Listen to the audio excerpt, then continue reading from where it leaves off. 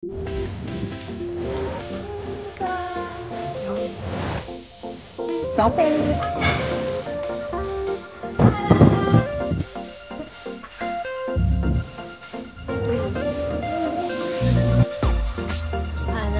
free here sa Switzerland is the boat ride from our hotel papunta ng Interlaken West. So, pinakita na naman namin yung powerful card namin.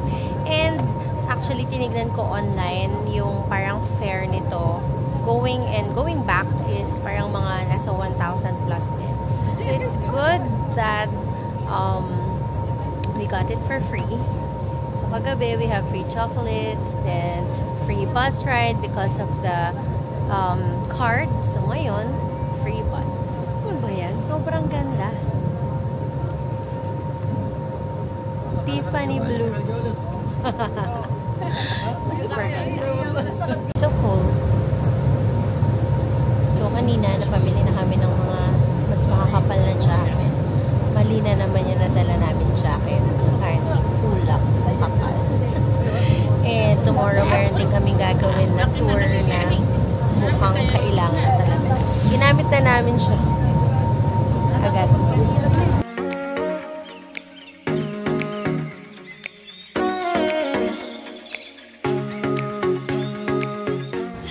That's the boat. And dinala rin niya kami dito sa Interlaken West. So, it's worth the sakay. Bilang free naman siya. Ang ganda, diba? Ang ganda dito. Oh. Tapos yung mga red na yan, totoo yan. Hindi yan fake. Ayan, oh. Hindi yan fake. Sarap magpaalon ng ano dyan, papel na code. Oo nga.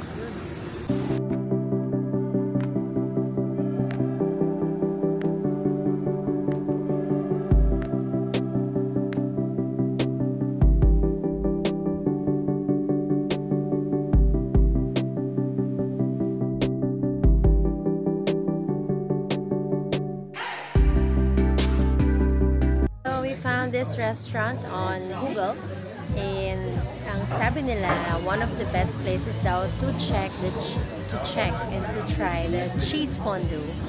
So we went here. Actually, medyo malapit na to dun sa house din namin. Paano? Magkakalapit lang talaga lahat dito sa Interlaken, kaya masaya. So ang ganda ng setup ng table nila. Very vintage. Kaya ang name niya is Vintage Chuchichashi. I don't know how to pronounce it. Basta vintage something restaurant. Tapos, they're providing mga ganyan. Kasi nga, malamig na talaga. So, we'll try their cheese fondue.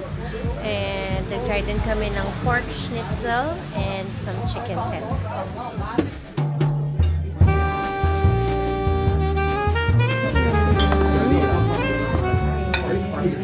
So, this is the cheese fondue. Naka-on yung heat niyan. And then, ito yung mga ilalagay mo. You'll use this. Potato, then some bread. The pork schnitzel with baked potato. So big. Mixed vegetables. And chicken tenders. Yummers! Romantic baboy lang.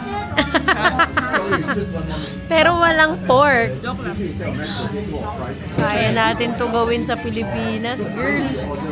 Oh.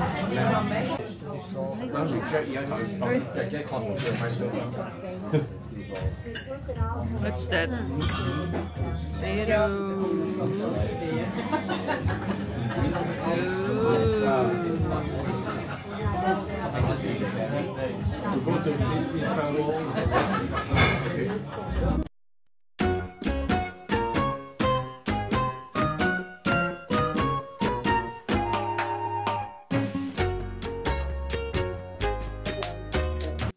Bumili kayo sa... In winter, it's a ski area. And we're on tour. So on both sides, we have your ski area.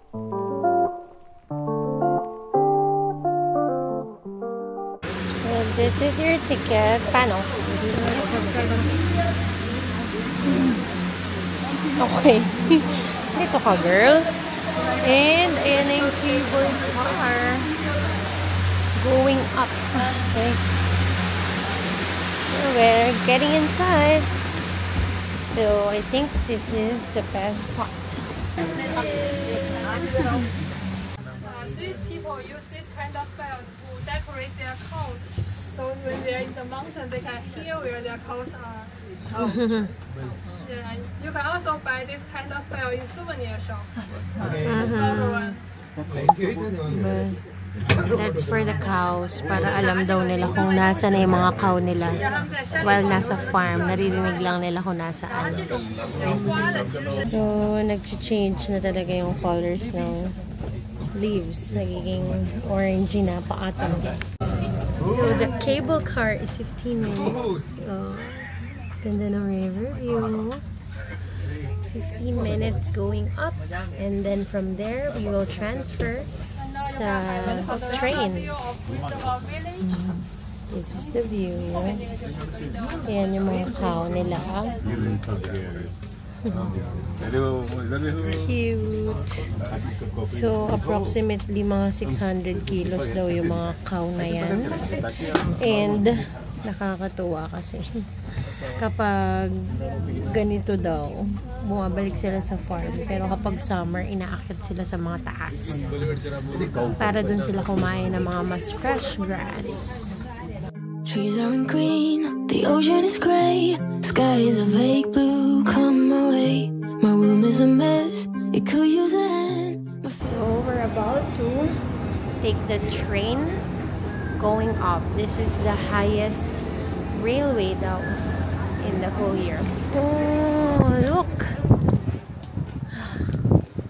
Oh my God, ang lamig! Brrr. Yan. Gabi. Over there, you can see a village on the cliff, and you can only reach that village by cable car. Ah, ganda.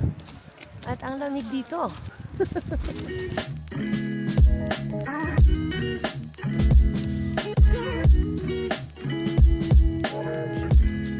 Nasa train station kami. And we're gonna wait for our train.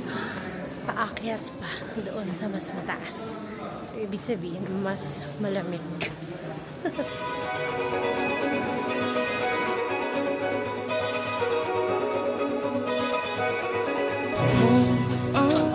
May guide. Saan na tayo? Jump from Iser Glacier Station. Glacier.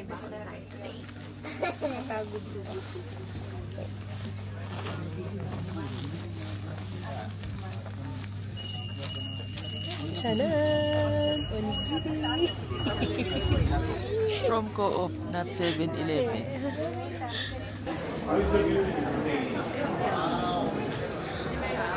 Ay, yung part na ice. May mga nalalaglag na ice.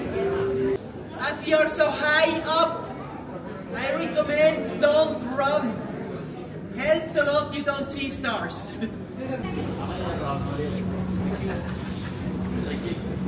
It's really essential that you bring this kind of things. Essential to. Kasi minsan may mga maaamoy kang hindi kaaya-aya. And minsan din parang nakakahilo lang yung mga bagay. So, yeah. Kailangan ito. Let's stamp our passport here. So, may mga souvenir shops. And, medyo parang mafe-feel ko yung sinasabi ni Monica na tour guide. Hindi naman ako nahihilo. Pero, hindi, okay lang. Parang medyo nakakahilo kasi nga iba na yung altitude dito, sobrang taas. Imagine ninyo, taas siya.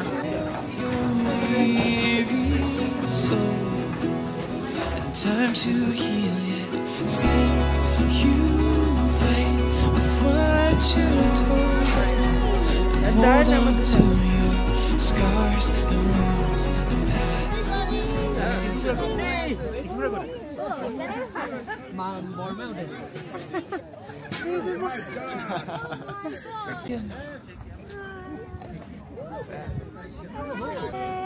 Thank you.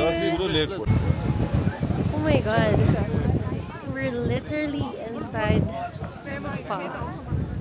Alam mo yung feeling, yung parang pinasok mo yung kamay mo sa freezer. Ganun.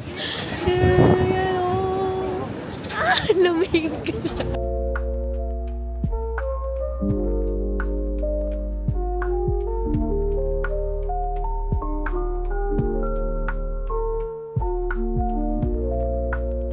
This is the official filming location ng Crash Landing on You.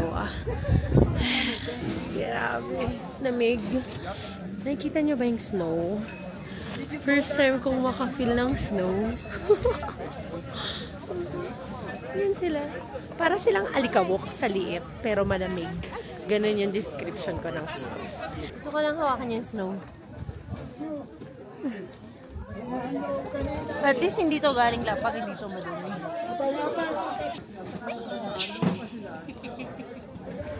More snow up here. We're now at the top. And from here, makikita mo na talaga yung icy mountain. Grabe. Ayan na yung snow.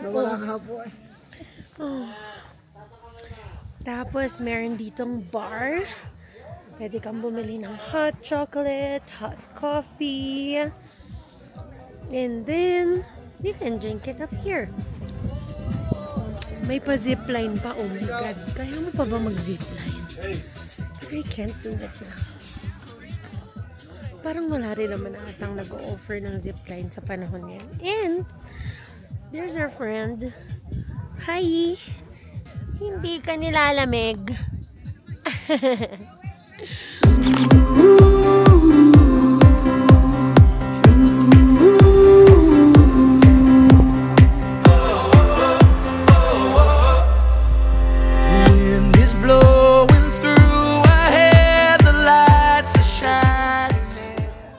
Buti binili namin to. Sobrang lamig. So, since nandito na rin naman tayo, pumila na tayo dun sa picture ng Switzerland na flag.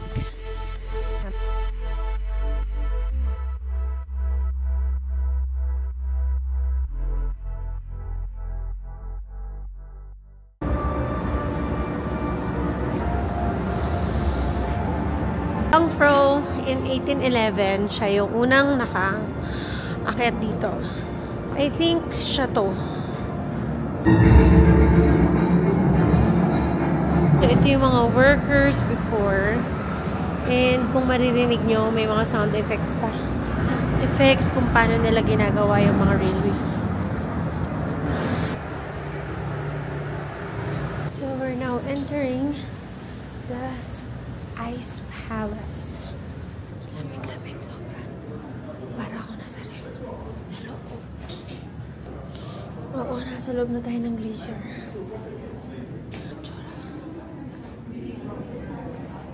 Oh my God. Hindi siya talaga. It's ice. Maybe it's ice. Naka-carve siya. And you can feel it kasi basa. So, hindi siya fake. It's ice. Winter is coming. May dragon.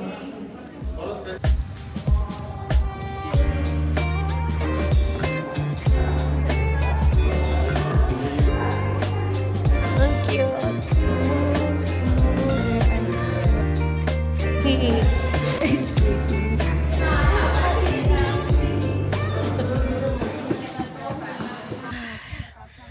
Wala ka nang makita dito. Sobrang puti na lang. It's like winter wonderland. Hindi ko na kaya ata pumunta doon. Hindi ko na makita yung mga tao. Grabe, kapal na ng snow.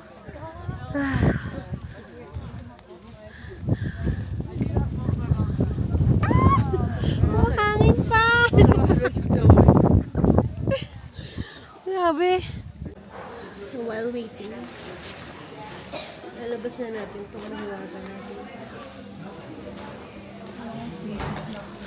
Onigiri. So, bago kayo pumasok or umakyat, merong grocery eh. Bago kayo sumakay ng train. So, may grocery doon. Better to get your water.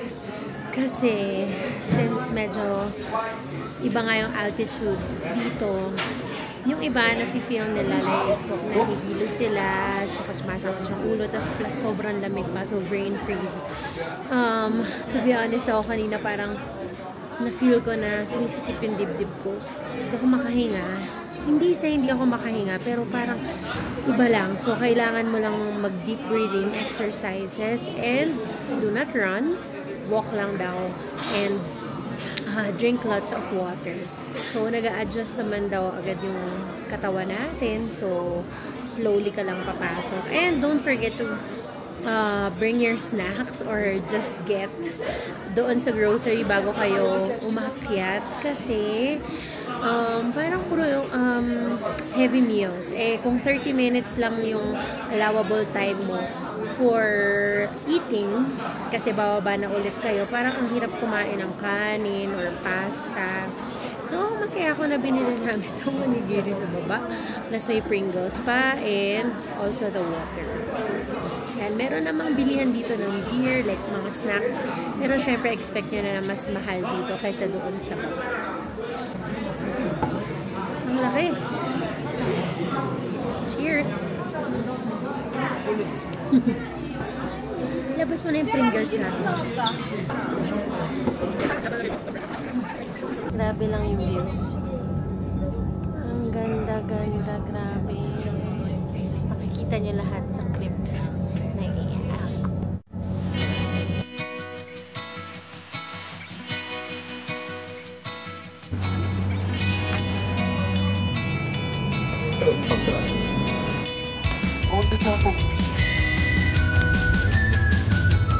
We're back in Interlaken and we had the best time sa tour na ginawa namin dun sa top of Europe. And we found this very, very beautiful garden na may lake. Katulad nung itsura ng lake sa likod ng hotel namin. This is actually our last full day in Switzerland. And tonight, we're getting Chinese food. Dahil medyo pa 2 weeks na kami. And hinahanap na ng katawan natin yung mga MSG at maaalat na pagkain. And I just wanna show you, meron tayong mga ligaw na berries dito. Nakikita nyo ba yung mga ligaw na berries? Ayan. Ang dami. Andyan lang sila. And ang ganda-ganda lang talaga sobra dito. As in, super duper duper. Hindi ko siya ma-explain kung gaano siya kaganda. Pero yung description ko sa kanya is parang drawing lang lahat. Or parang painting. Na ang ganda lahat. Imagine mo, ito yung nasa likod ko. And if we go here, you will see again yung top of Europe na pinuntahan namin. Yan yung tip ng mountain na always icy. Ganda, diba? Meron ulit mga nagpa-paraglide. So, it's just a normal day here in Switzerland na nagpa-paraglide sila. Grabe, no? Imagine kung yan yung hobby mo, tapos dito ka nakatira. Parang every week lang, lipad ka ng lipad, saya, and then you get this view every day.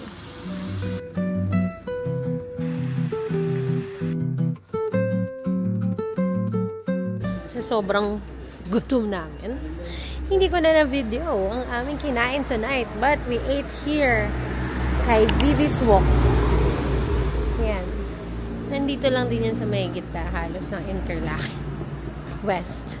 Ang sarap ng beef noodles nga, di ba?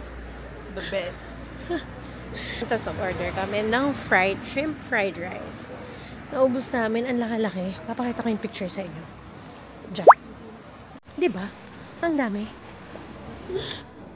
Ano? Tamis. Livestock ulit.